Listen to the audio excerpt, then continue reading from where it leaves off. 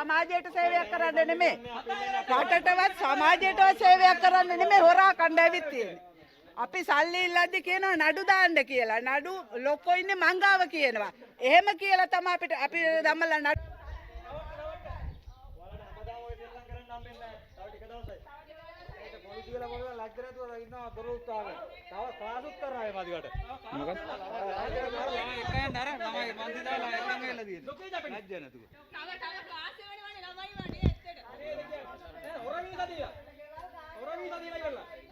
මුන් ලැජ්ජ නැතුව තව වන්තිත් කරනවා. ජපාන් මහගෙදර කියලා කියන්නේ. ඔක්කොටම සල්ලි දීලා ඉවර වෙලා. කොට වඩා හොඳයි හිඟා කෑවලා. ඩිවෝස් කියලා. හිඟා කෑවලා කියලා ඉතර මොකක්ද දාන්න කියලා. මේ ගේට්ටු ඉස්සරහා. හොටෙල් වල ජෝබි කරනවා අර සල්ලි අරන්. ලබ් ගාන යනවා. ලබ් යනවා. රට පයින්නවා. රට කෝටි ගාන මිනිස්සු සල්ලි අරන් තියෙනවා. පට්ට හෙරි. බිනෝල සුධර්මිකා කියන එක්කෙනා සල්ලි අරගෙන ඉවරලා මම ලක්ෂ 35ක් දුන්නා. බලන්න ඉමිග්‍රේෂන් දාලා බලපුවාම ඒවා ඔක්කොම බොරු. එහෙම එකක් ඇප්ලයි කරලත් නැහැ. අසාධාරණයි. තව ලැජ්ජ නැතුව ළමයින්ට ක්ලාස් උත් කරනවලු. තව ලැජ්ජ නැතුව. කලින් අසහිනියුන් ගක්කෝ කියලා ඩොකි ජපනිස් කියලා මුලින්ම අසහිනියුන් ගක්කෝ කියලා ආයතනය පවත්වාගෙන තියෙන්නේ. 2023 24. හරිද? ඊට පස්සේ ඒක කරගෙන ගිහලා කෝටි ගණන් වංචා කරලා ඉවරලා අවසානයේ දැන් ඩොකි ජපනිස් කියලා පවත්වාගෙන ගිහලා. දැන් ඊට පස්සේ ඒකත් නැති. දැන් ඒකත් නැහැ. තවත් ඒජන්සියක් පවත්වාගනි. දැන් හැංගිලා ඉන්න මේ වෙනකොට. බිනෝලි සුධර්මිකා කියන කෙනා හැංගිලා ඉන්න මේ වෙනකොට. දැන් අපිට මුණ දෙන්නෙත් නැහැ. මේවට උත්තර දෙන්නෙත් නැහැ. සල්ලි දෙන්නෙත් නැහැ. ඒ ඇතුළේ ඉන්න අයට ඇවිල්ලා කතා කරන්න තියෙන්නේ.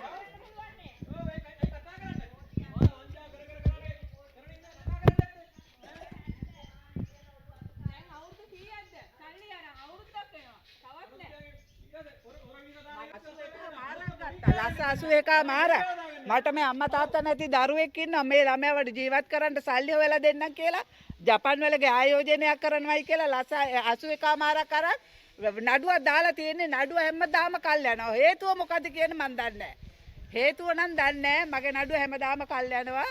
මම හැරි එනවා. එයා නඩුව වලට එන්නෙත් නැහැ. අවසාන සල්ලි ඉල්ලපුවාම තර්ජනය කරා කියලා පොලිසිය පැමිණිලි දානවා. හැබැයි එකෙක්වත් එන්නේ නැහැ. බලද්දි හැමෝටම මේක තමයි කරලා තියෙන්නේ. පොලිසිය පැමිණිලි දානවා තර්ජනය කරා කියලා. අපි ඔයාලගේ සල්ලි නෙවෙයි ඉල්ලන්නේ. අපි ඉල්ලන්නේ අපේ සල්ලි. අපේ සල්ලි. ඔයාලගේ සල්ලි ඉල්ලන්නේ නැහැ. හරි. එව්වා අපිට පක්ෂ අදාළත් නැහැ. ගේට් දාගෙන ඉන්න හොරු. මාලිමාවෙන් කන්දිල්ල තියෙනවා. අපිට සල්ලි ඕනේ. ගමේ මාලිමාවෙන් කන්දිල්ල තියෙනවා. මාලිමාවෙන් ගෙල්තින තලංග වාසනේ ප්‍රාදේශ සභාවට කන්දිල්ල තියෙනවා. ඒ මාමණ්ඩි තමයි ක්ලාස් කරන්නේ. දැන් මේ ක්ලාස් එකට ආපු ළමයෙක්ගේ අම්ම කෙනෙක් මේ ත්‍රිවිල් එකේ ඉන්නවා. අපි ඒගොල්ලන්ට තේරුම් කරලා දුන්නා. ඔව් මාලිමාවේ ප්‍රාදේශ සභාවට ඡන්දිල්ලපේ කෙනෙක් තමයි මාමණ්ඩි. ඔව් තලංගම කඩුවල ආසනයට තලංගම තමයි ඉල්ල තියෙන්නේ. එතකොට ජනාධි කට්ටිය රුපියල් 50000ක් දානවා ඊට පස්සේ ඊට කට්ටිය කඩනවා. ලක්ෂ 10 දීපු අය ඉන්නවා මෙතන 4-5 දෙනෙක්ම. ඊට පස්සේ රුපියල් 50000ක් දෙන අය එකතු වෙන්න දෙන්නේ නැහැ. 50000ක් දීලා ළමයි විසිරු හරිනවා. ලක්ෂ හැමතැනම මාතර ඉන්නවා, කුලියාපිටියේ ඉන්නවා, අනුරාධපුරයේ ඉන්නවා, පුත්තලන් ඉන්නවා, මාරවිල ඉන්නවා, නුවර ඉන්නවා, කුරුණෑගල මුළු ලංකාව වටේම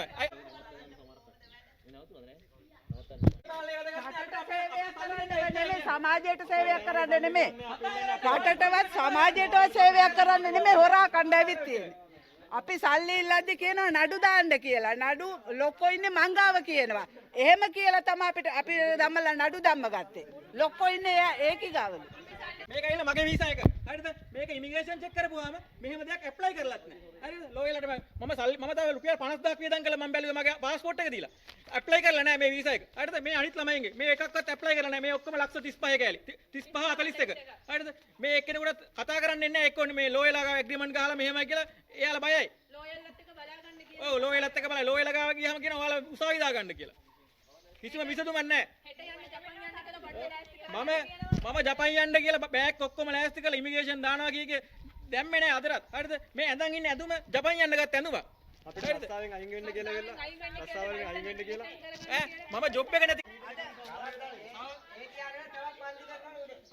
වෙනත් ආයතනයක් නමින් යයි. ඒක තමයි අවසානයේ කරන්නේ. ජපාන් හොරා. සල්ලි ගන්න ජපාන් හොරා. මේ හොර වීසා ඉමිග්‍රේෂන් දාලා බලපුවම එකක්වත් නැහැ. මම ලක්ෂ 35 දුන්නා නේද? මේ ළමයාව ජීවත් මගේ සල්ලි නෙමෙයි හතර වටින් ඉල්ලලා දුන්නේ. ළමයාව ජීවත් කරන්න මම දෙවෙනි අම්මා කිව්වා. මම අතාරින්නේ නැහැ කො අම්මේ ඔයාව බලා ගන්නවා මං කියලා ලස්සාට එක අමාරක් අරගෙන තිබ්බා පොල්ලේ. මේ අම්මා තාත්තා නැහැ. මොලේ කාලක් මැරිලා.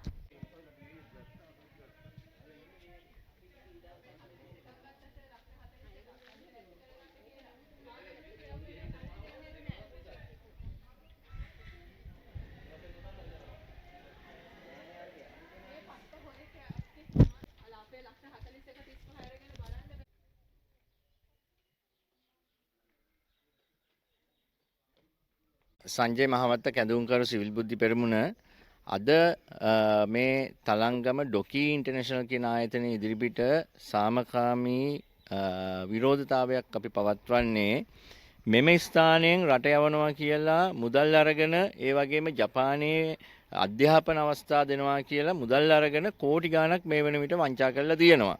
මේ වංචාව සිද්ධ කරලා තියෙන්නේ ගෑනු කෙනෙක්. මේ ගෑනු කෙනාගේ නම බිනෝලි. මැය ඒ වගේම මෑගේ සැමියා සහ සැමියාගේ පියා තමයි මේ වංචාව සිද්ධ කරලා තියෙන්නේ. මෙතෙන්ට එන හැම කෙනාටම කියනවා ජපානයේ රැකියාව ලබා දෙනවා. ජපාන් මේ වීසා එක ඉතා ඉක්මනට ලබා දෙන්න පුළුවන් කියලා විශාල ප්‍රමාණයේ මුදල් ගන්නවා. දැන්ට කෝටි 10කට වඩා වැඩි අපිට ආරංචි වෙලා තියෙන විදිහට අපි ගණන් හදලා තියෙන විදිහට මේ වංචාව. ඉතින් මේ සම්බන්ධයෙන් තලංගම පොලිසියට අපි පැමිණිලි කළා, විදේශ සේවා නියුක්ති කාර්යාංශයට පැමිණිලි කළා. මේ වන විට වෙන් කිසිම ඵල ප්‍රයෝජනයක් නැහැ. මෙතන ඉඳලා කිලෝමීටරයක්වත් නැහැ තලංගම පොලිසියට. එතකොට නීතිඥවරු කිහිප දෙනෙකුත් එකතු වෙලා ඉන්නවා මේ වංචාව සම්බන්ධයෙන් වංචාවට උඩගෙඩි දෙන්න. ඔවුන් කියනවා මේක ෂුවර් කරන්න පුළුවන් වීසා එකක්. මේකෙන් රට යන්න ලෑස්ති වෙන්න මේක අපි ගැරන්ට් කරනවා කියලා. මම අහන්නේ කොහොමද නීතිඥවරු ගැරන්ට් කරන්නේ? මේ ආයතනය විදේශ සේවා නියුක්ති කාර්යාංශයේ ලියාපදිංචි ආයතනයක් නෙමෙයි. මේක මේ අධ්‍යාපන වීසා ප්‍රොසෙස් කරනවා කියලා විතරක් කරගෙන යන ආයතනයක්. එවැනි ආයතනයකට බලයක් නැහැ. ඒ වගේම නීතිඥවරුන්ට බලයකුත් නැහැ. මේ රටේ මේ මිනිස්සුන්ව නොමග යවලා මේ විදිහට මුදල් එකතු කරන්න. අපි ඒ සම්බන්ධයෙන් ඉදිරියේදී නීතිඥ සංගමයට පැමිණිල්ලකුත් සිද්ධ කරනවා. දැන් මේ නීතිඥයන්ගේ වැඩ පිළිබඳව සමාජීය යම්කිසි ප්‍රශ්නයක් මේ වෙන විට ඇති වෙලා තියෙන නිසා.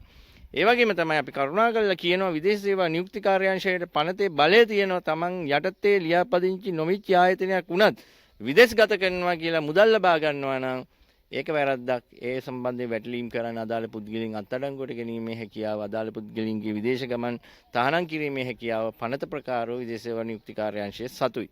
ඒ වගේම තමයි අපි කියනවා මේ පොලිසි වලට ඇවිල්ලා මේකේ ගිවිසුමක් දැකපු ගමන් පොලිසිය කියනවා මේක ගිවිසුම්ගත වෙලා තියෙන එක නේ අපිට පැමිණිල්ල බාර ගන්න බෑ කියලා. ඒක නෙමේ සාධාරණ යුක්තිය වෙන්න ඕනි. පැමිණිල්ලක් ආව නම් බාර ගන්න ඕනි. සාපරාධි සාවද්‍ය පරිහරණය කියන එක මේ සියලු දෙයකම තියෙනවා. මේ මුදල් සාවද්‍ය විදිහට පරිහරණය කරලා තියෙනවා. අනුන්ගේ මුදල. එතකොට මේක ක්‍රිමිනල් charge එකක් තියෙනවානේ. ඒක දැන් අපිට ගිහිල්ලා පොලිසියට මේ අර උදේ පාන්දර තියෙන ක්ලාස් එක වගේ තලංගම පොලිසියට ක්ලාස් එකක් දෙන්න වෙලා OIC ඇතුළු කණ්ඩායමට. මෙන්න මේකයි රටේ තත්ත්වය. ගරු ජනාධිපතිතුමනි මේ පිළිබඳව අවධානය යොමු කරන්න. සාමාන්‍ය ජනතාවට පොලිසියට ක්ලාස් දෙන්න තියන්න අවස්ථාව හදන්න එපා. පොලිසිය උසස් නිලධාරීන් ඒකට ඉන්නවා. මේ රටේ නීතියක් කියලා දෙයක් තියෙනවනේ. පොලිසිය තමයි නීතිය දැනගන්න ඕනේ සාමාන්‍ය ජනතාවට වඩා නීති ආරක්ෂා කරන නිලදරුවන්. ඒ වගේම තමයි විදේශ සේවා නියුක්ති කාර්යාංශයටත් කියන්නේ කෑ ගහලා එකපාරක් දුම්මල ගැහුවට පස්සේ අර හුරු සෙට් එකක් ඇල්ලුවා. මේ පාරත් අපිට දුම්මල ගහන්න වෙයිද කියලා සැකයක් ඇති වෙලා තියෙනවා මේ හෙර ඇතුළු මේ කීප දෙනා අල්ලන.